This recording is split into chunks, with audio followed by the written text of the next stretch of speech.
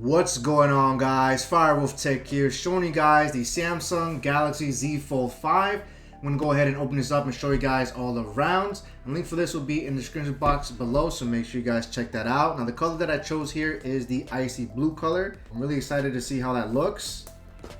And I also picked this up in the 256GB configuration. Let's go ahead and lift this up. Here we have the Z Fold 5 in the open position. Go ahead and remove this plastic.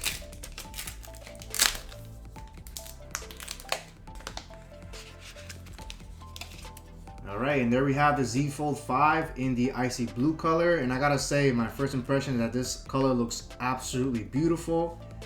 Definitely looks really nice. Let's take a look around the Z Fold over here. You can see on the bottom, you can see a nice little Type-C charger here. You can see how the phone folds relatively flat, which I like a lot. It's going to be the actual hinge side with the Samsung logo on the side of the phone. We have the top over here, a couple of speakers and microphones. And here's the other side here. And then we can see when we open it up, we have this really massive display.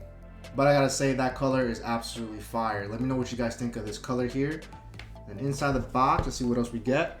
If you ever get one of these, all of your stuff is actually going to be on the top. I don't know why they do that, but it's going to be inside the top of this. So sometimes it looks like you're not going to get anything. So make sure you guys check that.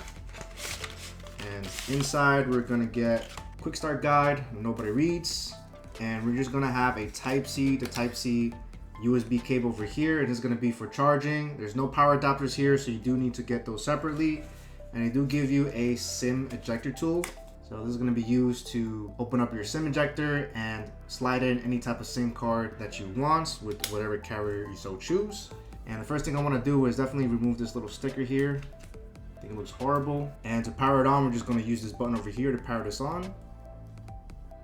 Alright, so while this loads up, whenever you decide to choose a Galaxy Z Fold 5, you have 3 storage options, starting with the 256GB configuration, 512, and 1TB. And as for the display, we get a beautiful 7.6-inch dynamic AMOLED 2x Infinity Flex display.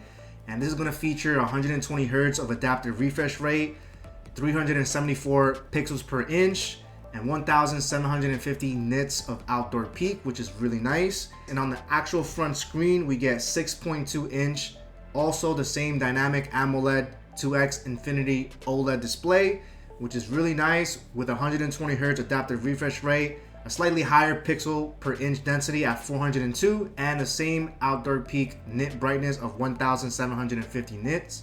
So as for battery, we do get 4400 milliamps capacity, which is slightly less than the Galaxy S23 Ultra at 5000 milliamps, but I think it's a nice sized battery. It does feature wireless power share. And as for the processor, we get a Qualcomm Snapdragon 8 Gen 2. And no matter which storage option you choose, you are going to get the maximum RAM storage, which is 12GB, so that's really good news. And as for the camera, we do get 3 cameras on the back, starting with a 50 megapixel wide camera, a 12 megapixel ultra wide camera, a 10 megapixel telephoto camera with 3x optical zoom, and then 30x space zoom. So the front screen, we get 10 megapixels.